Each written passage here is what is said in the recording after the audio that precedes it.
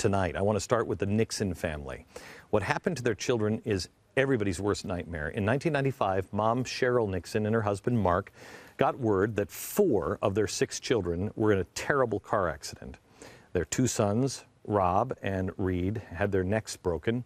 They were both rendered quadriplegics, but what happened after that was a miracle.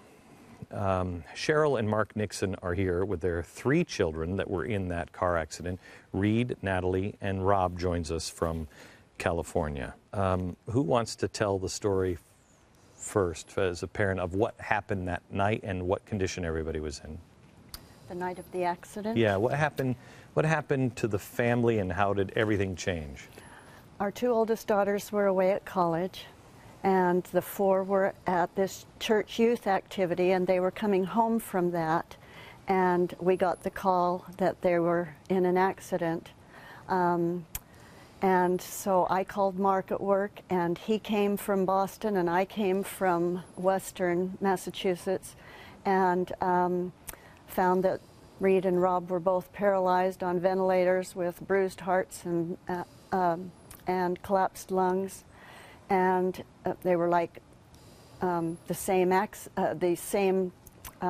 injuries for both of them. We just couldn't believe it, and we had 3 different hospitals that our kids were in that night. Oh my gosh.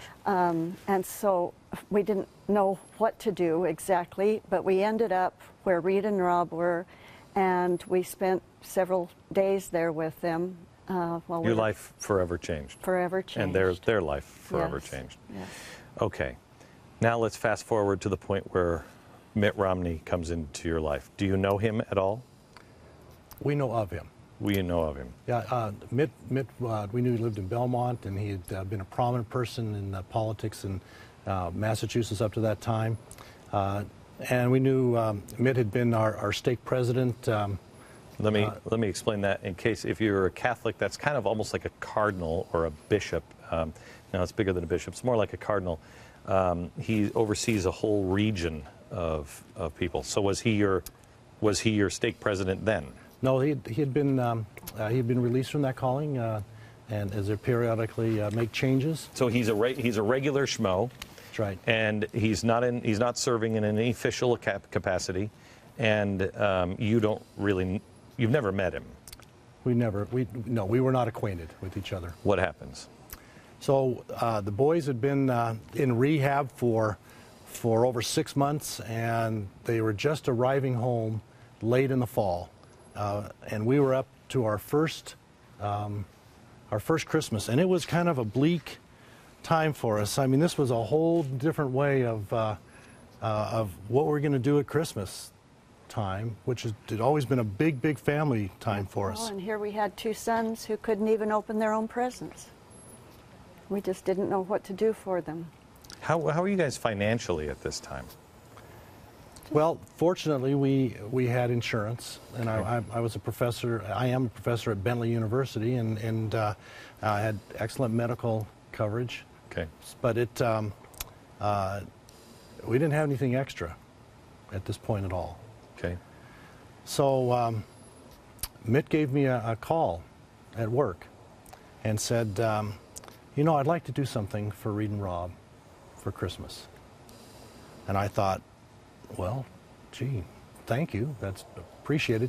And to tell you, we had numerous individuals who had helped us over those months, and people were very generous and very helpful, whatever they could be doing. Sure. And so it wasn't uncommon that people would choose to help us in some way. And I guess what was surprising is that what Mitt asked was, well, I'd like to be able to come over to your home. And I thought, well, that was It's pretty different unusual. than writing a check. Right. Absolutely. So, Cheryl, what? Yes, and so Christmas Eve day, they came over. Anne and Mitt. Anne and Mitt and the 3 sons that were at home. Okay. They came bearing huge boxes, wonderful gifts for our sons. And Mark hadn't told the boys, so they were totally surprised. And Reed, go ahead. it was amazing that all of a sudden we had a knock at the front door. My dad said that we were having gifts and some guests come over, but he never told us who it was. And all of a sudden it was the Romneys, who were had been in the news. And Rob, what happened?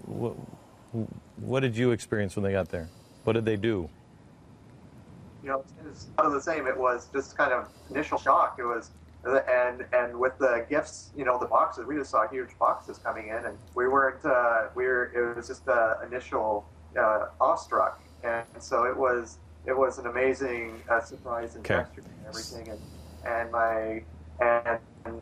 and they actually ended up opening up the boxes and helping us unwrap some stuff. And what it ended up being was my dad had mentioned to Mitt that Reed always used to beat me in stereo competitions because I just had a little boombox that I used to use, and Reed had a nicer stereo. And so Mitt ended up getting me this ginormous stereo that was just it was huge.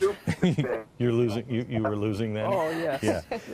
So I only have a couple of seconds left, but I want to get to this part.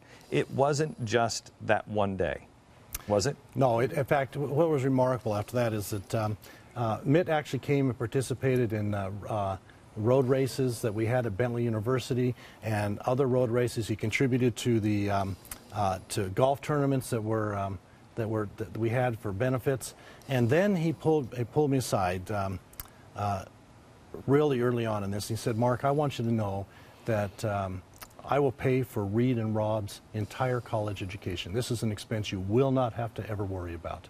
This story's not been told, has it? You just wrote a book, In the Blink of an Eye, the Reed and Rob Nixon story, but you only touched on this. You didn't even tell it completely. Not in as much detail as we're talking here. Has anybody from the press called and asked for this question?